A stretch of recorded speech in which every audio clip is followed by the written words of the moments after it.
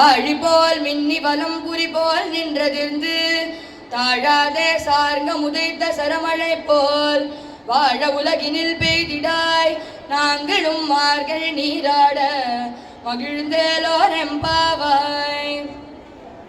நாலாவது பாசுரத்துல ஆண்டாள் என்ன சொல்றா அப்படின்னா, போன பாசுரம் மூன்றாவது பாசுரத்துல இந்த பாவை நோன்பு பண்றதுனால என்னெல்லாம் நமக்கு கிடைக்கும் அப்படிங்கிறதோட கண்டினியூஷனா மழை எப்படி பெய்யணும் அப்படிங்கிறத இந்த பாசுரத்துல வருணன், அதாவது ரெயின் காட் கிட்ட பிரார்த்தனை பண்ணி சொல்றா.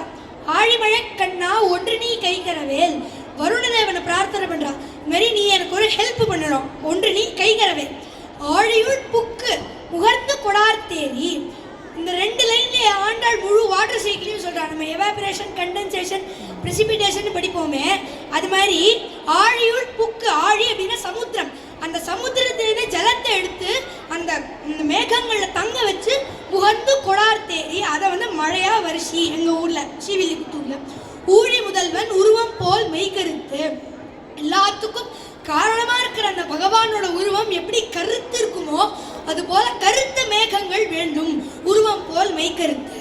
பாழியன் தோளுடைய பத்மநாபன் கையில் ஆழி போல் மின்னி வலம்புரி போல் நின்றதிருந்து, பாழியன் தோளுடைய அழகான தோள்களுடைய அந்த பத்மநாபன் எவருடைய நாபிக்கமலத்துல தாமரை இருக்கோ அப்பேற்பட்ட அந்த பெருமாளோட கையில இருக்கிற அந்த சக்கரம் போல மின்னல் வெட்டணுமா, வலம்புரி போல் நின்று அதிர்ந்து.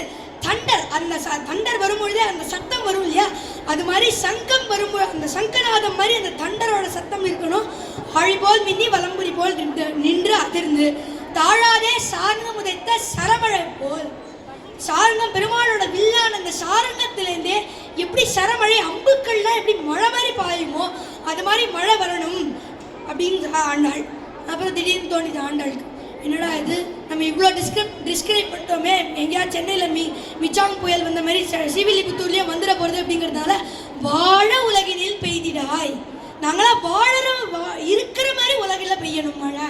மார்கழி நீராட மகிழ்ந்தேலோ ரெம்பாவாய், நாங்களாம் அந்த மார்கழி மாசத்துல நீராடுறதுக்கு ஒரு ஹெல்ப் பண்ற மாதிரி மழை பெய்யணும் அப்படின்னு ஆண்டாள் இந்த நாலாவது பாசுரத்தை சொல்றா.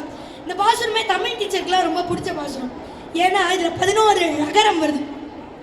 ஆழி மழை கண்ணா ஒன்று நீ கைகரவேல் ஆழி உள்புக்கு முகர்ந்து கொடார்த்தேரி ஊழி முதல்வன் உருவம் போல் மெய்கருத்து பாழியம் தோளுடைய பத்மநாபன் கையில் ஆழி போல் மின்னி வலம்புரி போல் நின்றடிந்து தாழாதே சார்ந்தமுதைத்த சரமழை போல் வாழ உலகினில் பெய்திடாய் நாங்களும் மார்கழி நீராட மகிழ்ந்தேலோ ரெம்பாவாய் அப்படின்னு 11 நகரம் இந்த பாசுரத்துல வருது. நம்மளும் இந்த பாசுரத்தை மார்கழி மாசத்தை சொல்லி மகிழ்ந்தேலோ ரெம்பாவாய் என்று இந்த 4வது பாசுரத்தை ஆண்டாள் தலை கட்டுகிறார். ஆண்டாள் திருவடிகளே சரணம்.